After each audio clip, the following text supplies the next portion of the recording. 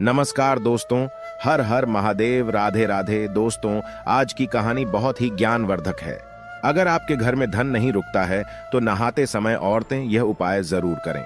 अचानक धन प्राप्ति होती है। इसके अलावा जो औरतें कपड़े खोल कर नहाती हैं, अर्थात उनके लिए भी खुशखबरी है। मित्रों, एक समय शिवजी महाराज पार्वती के साथ हरिद्वार में घूम रहे थे। पार्वती जी ने देखा कि समस्त मनुष्य गंगा में नहा नहाकर हर हर गंगे कहते चले जा रहे हैं। अगर आप यह कहानी सुन रहे हैं तो पूरा सुनिएगा, क्योंकि आधा अधूरा ज्ञान सही नहीं होता। इसके अलावा हे मां लक्ष्मी, जो भी भक्त हमारी इस वीडियो को लाइक करें और चैनल को सब्सक्राइब करें, उनके घर में धन की कभी कोई कमी न रहे, उनका घर हमेशा धन से भरा रहे। दोस्तों, भगवान के नाम पर कंजूसी न करें। सबसे पहले अपनी पूरी सच्ची श्रद्धा से कमेंट में हर हर महादेव, ओम नमः शिवाय, राधे राधे जरूर लिखें। दोस्तों, जब पार्वती जी ने देखा कि समस्त मनुष्य गंगा में नहा नहाकर हर हर गंगे कहते चले जा रहे हैं, परंतु सभी दुखी और परेशान हैं, तब पार्वती जी ने बड़े आश्चर्य से शिवजी से पूछा कि हे महादेव, गंगा में इतनी बार स्नान करने पर भी इनके पाप और दुखों का नाश क्यों नहीं हुआ? क्या गंगा में सत्यता नहीं रही? शिवजी ने कहा, प्रिय, गंगा में तो वही सामर्थ्य है, परंतु इन लोगों ने पापनाशिनी गंगा में स्नान ही नहीं किया है, तब इन्हें लाभ कैसे हो? पार्वती जी ने आश्चर्य से कहा कि स्नान कैसे नहीं किया? सभी तो नहा कर जा रहे हैं, अभी तक इनके शरीर भी नहीं सूखे हैं। शिवजी ने कहा, यह केवल जल में डुबकी लगाकर आ रहे हैं, तुम्हें कल इसका रहस्य समझाऊंगा। दूसरे दिन बड़े जोर की बरसात होने लगी। गलियां कीचड़ से भर गई। एक चौड़े रास्ते में एक गहरा गड्ढा था। चारों ओर कीचड़ भर रहा था। शिवजी ने लीला से ही वृद्ध रूप धारण कर लिया और विवश की तरह गड़ा में जाकर ऐसे पड़ गए जैसे कोई मनुष्य चलता चलता गड्ढे में गिर पड़ा हो और निकलने की चेष्टा करने पर भी ना निकल पा रहा हो। पार्वती जी को उन्होंने यह समझाकर गड्ढे के पास बैठा दिया कि देखो, तुम लोगों को सुना सुनाकर यूं पुकारती रहो कि मेरे वृद्ध पति अकस्मात गड्ढे में गिर पड़े हैं। कोई पुण्य आत्मा इन्हें निकाल कर इनके प्राण बचाए और मुझ असहाय की सहायता करे। शिवजी ने यह और समझा दिया कि जब कोई गड्ढे में से मुझे निकालने को तैयार हो, तब इतना और कह देना कि भाई, मेरे पति सर्वथा निष्पाप है, इन्हें वही छुए जो स्वयं निष्पाप हो। यदि आप निष्पाप है तो इनके हाथ लगाइए, नहीं तो हाथ लगाते ही आप भस्म हो जाएंगे। पार्वती जी तथास्तु कहकर गड्ढे के किनारे बैठ गई और आने जाने वालों को सुना सुनाकर शिव जी की सिखाई हुई बात कहने लगी। गंगा में नहाकर लोगों के दल आ रहे हैं। सुंदर युवती को यूं बैठी देखकर कईयों के मन में पाप आया। कईयों को कुछ धर्म का भय हुआ, कई कानून से डरे। कुछ लोगों ने तो पार्वती जी को यह भी सुना दिया कि मरने दे बुढ़े को, क्यों उसके लिए रोती है। और कुछ दयालु चरित्रवान पुरुष थे, उन्होंने करुणावश उस युवती के पति को निकालना चाहा, परंतु पार्वती के वचन सुनकर वे भी रुक गए। उन्होंने सोचा कि हम गंगा में नहाकर आए हैं तो क्या हुआ, पापी तो है ही, कहीं सहायता करते समय हम भस्म न हो जाएं। इस स्त्री के कथन के अनुसार हम स्वयं भस्म ना हो जाए, किसी का साहस नहीं हुआ। सैकड़ों आए, सैकड़ों ने पूछा और चले गए। संध्या हो चली। शिवजी ने कहा, पार्वती, देखा आया कोई सच्चे हृदय से गंगा में नहाने वाला। थोड़ी देर बाद एक जवान हाथ में लौटा लिए हर हर गंगे करता हुआ निकला। पार्वती ने उसे भी वही बात कही। युवक का हृदय करुणा से भर आया। उसने शिवजी को निकालने की तैयारी की। पार्वती ने रोककर कहा कि भाई, यदि तुम सर्वथा निष्पाप नहीं होंगे तो मेरे पति को छूते ही जल जाओगे। उसने उसी समय बिना किसी संकोच के दृढ़ निश्चय के साथ पार्वती से कहा कि माता, मेरे निष्पाप होने में तुझे संदेह क्यों होता है? देखती ही नहीं, मैं अभी गंगा नहाकर आया हूं। भला गंगा में गोता लगाने के बाद भी कभी पाप रहते हैं? अभी तुम्हारे पति को निकालता हूं। युवक ने लपककर बूढ़े को ऊपर उठा लिया।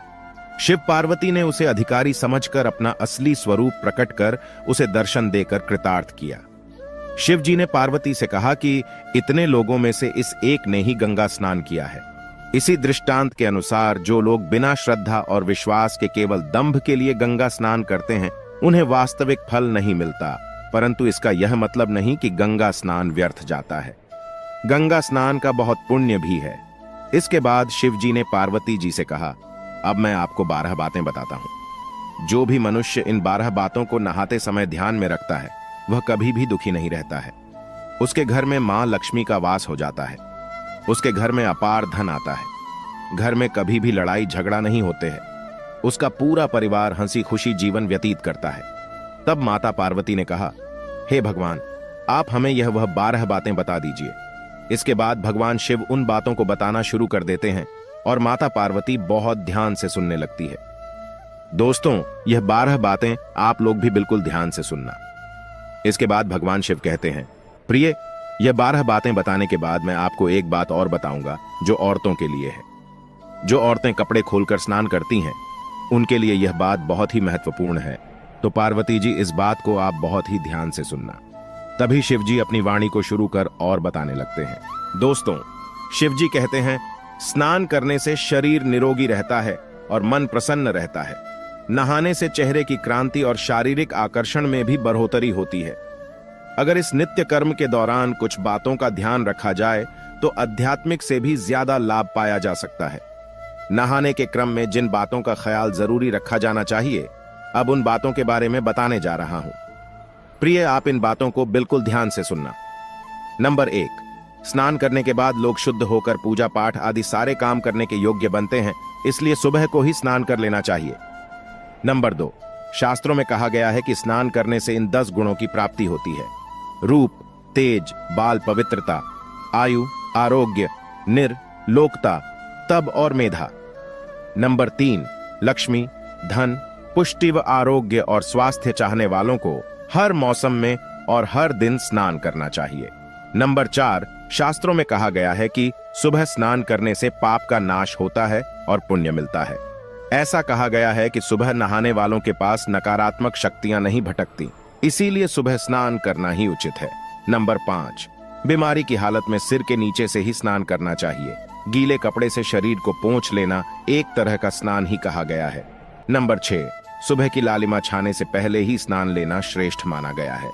नंबर 7, तेल लगाकर और देह को मलमल कर नदी में नहाना मना है। इसकी जगह नदी से बाहर निकलकर तट पर ही शरीर साफ करके तब नदी में डुबकी लगाना उचित है। नंबर 8, जिन घाटों पर कपड़े धोए जाते हैं वहां का जल अपवित्र माना गया है, इसलिए वहां से कुछ दूर हटकर ही नहाना चाहिए। नंबर 9, नदी में 11 या 21 डुबकियां लगाना अच्छा बताया गया है। नंबर 10, पवित्र नदियों में कपड़े निचोड़ने की मनाही है। नदी में किसी तरह की गंदगी नहीं बहानी चाहिए। नंबर 11, नल की तुलना में झरने का पानी, झरने से ज्यादा नदी का पानी, नदी के पानी से किसी तीर्थ का जल, तीर्थ के जल से गंगा जल अधिक श्रेष्ठ माना गया है।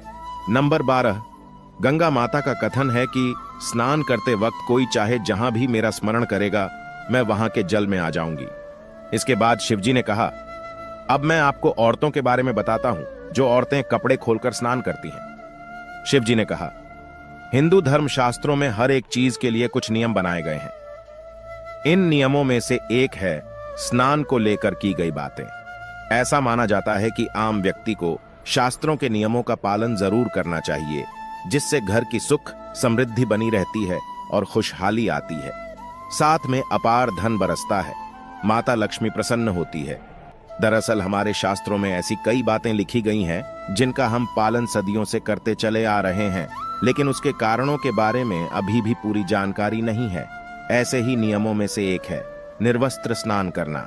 आपने अक्सर घर के बड़ों को ऐसा कहते सुना होगा कि कभी भी स्नान बिना कपड़ों के यानी निर्वस्त्र नहीं करना चाहिए।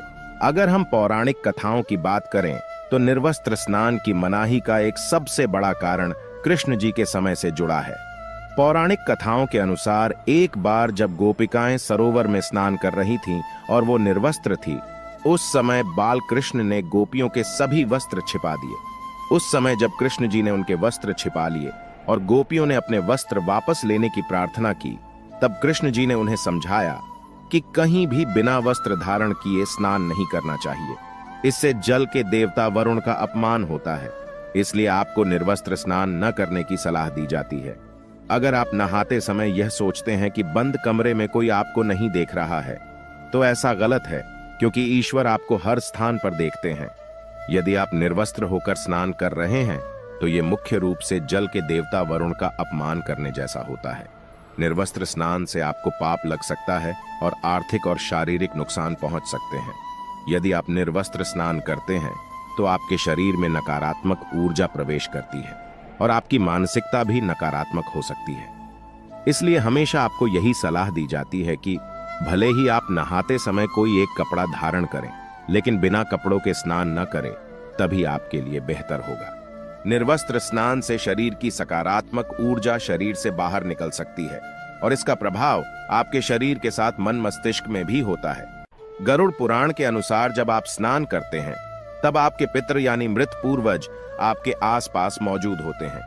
यदि आप निर्वस्त्र स्नान करते हैं तो आपको पितृ दोष लग सकता है। ऐसे स्नान करने से आपके पितरों को तृप्ति नहीं मिलती है और ये घर में पितृदोष का कारण बन सकता है और ये वस्त्रों से गिरने वाले जल को ग्रहण करते हैं जिनसे उनकी तृप्ति होती है। निर्वस्त्र स्नान करने से पितर अतिरिक्त नाराज होते हैं जिनसे व्यक्ति का तेज बल, धन और सुख नष्ट होता है। इसलिए कभी भी निर्वस्त्र होकर स्नान नहीं करना चाहिए। पुराणों के अनुसार नहाने वाला पानी पूर्वजों के हिस्से जाता है और निर्वस्त्र होकर नहाने से इसे पितरों के समक्ष बिना कपड़ों के नहाना माना जाता है। शास्त्रों में ऐसी मान्यता है कि यदि कोई निर्वस्त्र स्नान करता है तो माता लक्ष्मी उससे रूठ सकती है। इससे आपकी कुंडली में धन हानि के योग बन सकते हैं और आपकी आर्थिक स्थिति खराब हो सकती है। इन्हीं कारणों से आपको निर्वस्त्र स्नान न करने की सलाह दी जाती है और शास्त्रों में भी इस बात की मनाही है। दोस्तों, हमारा यह चैनल प्राचीन आस्थाओं पर आधारित है। अगर आप भी इन आस्थाओं में विश्वास रखते हैं तो इस चैनल को अभी सब्सक्राइब करें, जिससे आपको हमारी आने वाली समस्त जानकारी आपको प्राप्त हो सके। और वीडियो को लाइक करें, शेयर करें और हर हर महादेव लिखना ना भूलें। धन्यवाद।